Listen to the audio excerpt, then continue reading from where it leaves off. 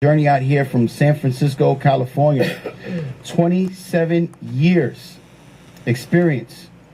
She got her start. She was a custom painter, and her friends recommended that she does hair.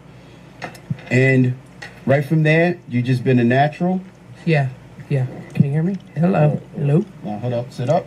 Bam, because that's the way you look on the. You okay. can't have it like this. There we go. Take it right there. So, I mean, your friends recommended you do hair, and it just came to you naturally. Yeah. You know, you studied under mentors from Vidal Sassoon. Vidal Sassoon. Yeah. You know, what was it like just going from painting to actually painting hair? It was actually fabulous because I can just do it on a head now.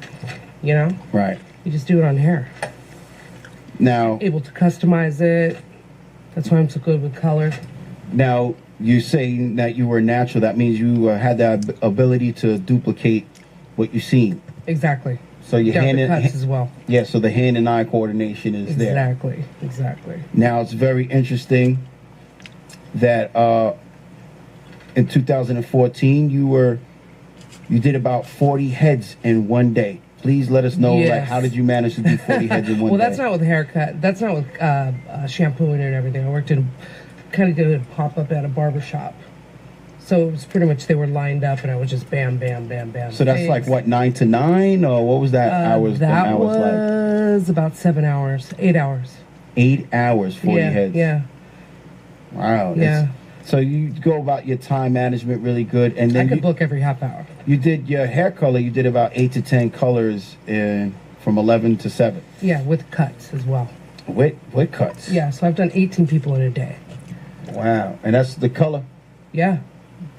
That's what corrective. I had an assistant though.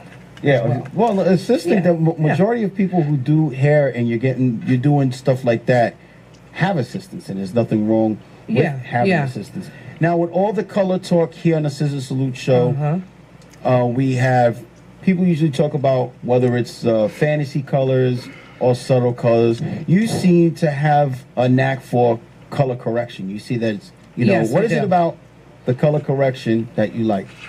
Well, I think if you're a good colorist, you should be able to make any color, not just out of a tube. You should be able to formulate whatever.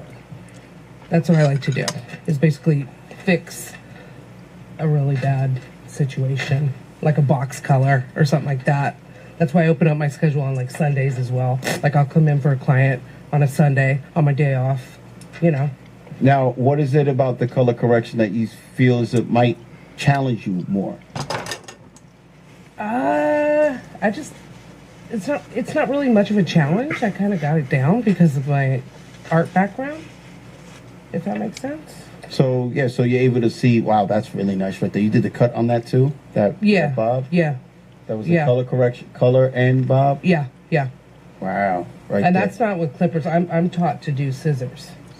I could do a scissor. I could do a cut, an actual bob with a clipper if needed. Right. But it's majority down, section after section after section. That's an old school kind of Vidal Sassoon, But I can do a fade. Yeah, I can take it there. I did that, which is fabulous. So you do 3 days of barbering and you do salon work as well? No, I do. I'm pretty much whatever. But at the time, at one point, you were doing 3 days barbering?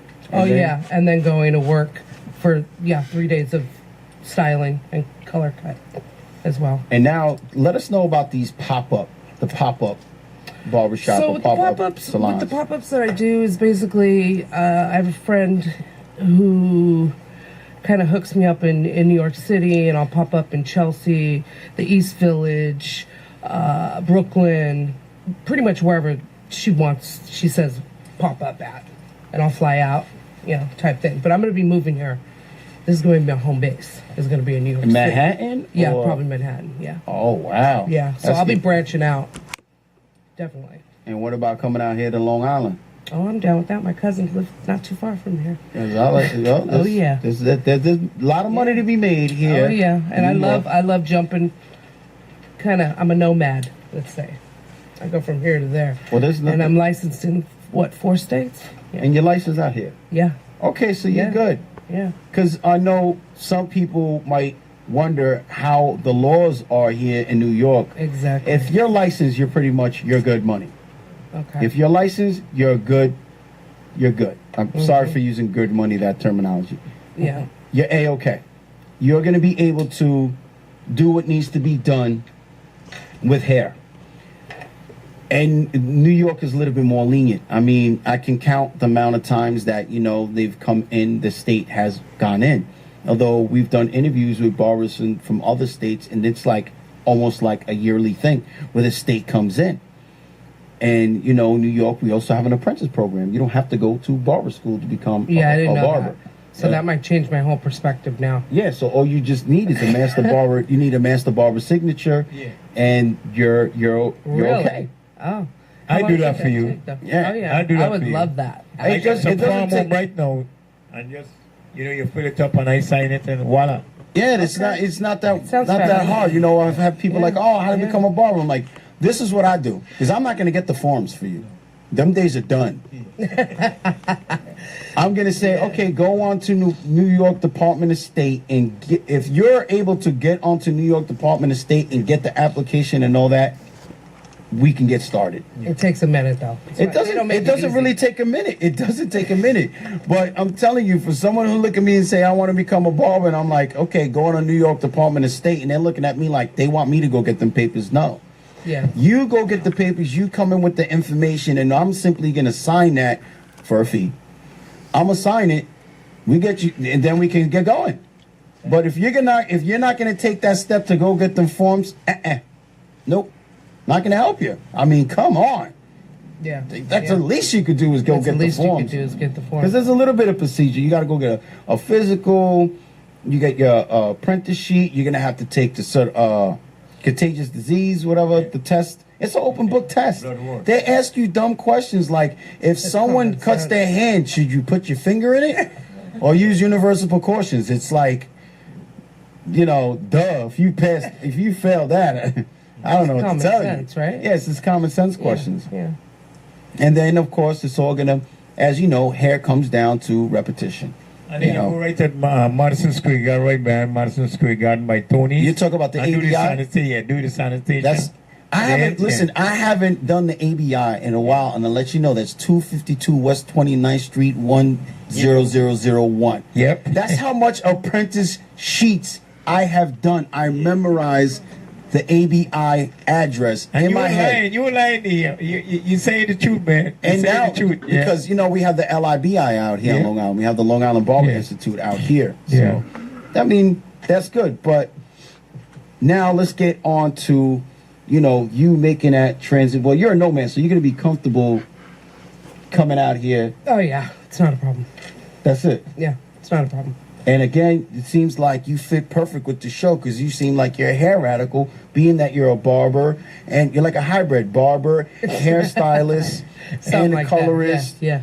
What is there anything about hair that you don't do? I don't do updos.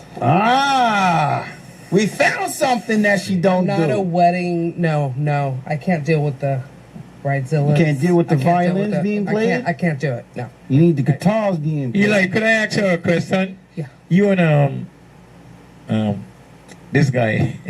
I go to ask you something just somebody forgot. Continue on. No, because I'm thinking when she says that the updos, I'm thinking like violins. Sitting next to her, I'm thinking violins. The way when she does hair, sounds like there's gonna be some drums and guitars being played. Not necessarily. When you do hair. Not necessarily.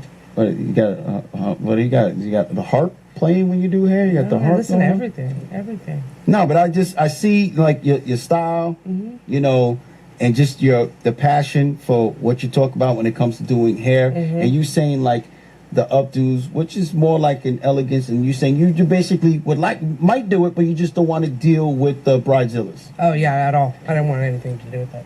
Yeah. I'm not. I mean, no.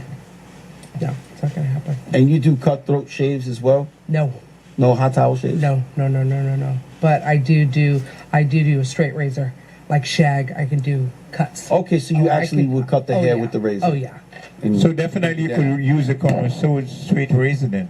Yeah, I use a straight razor. I use it straight That razor too. with both hands. No, you can The long razors. use a cut with straight both razor. hands. I hear you. That's it. I can. You're good in New York.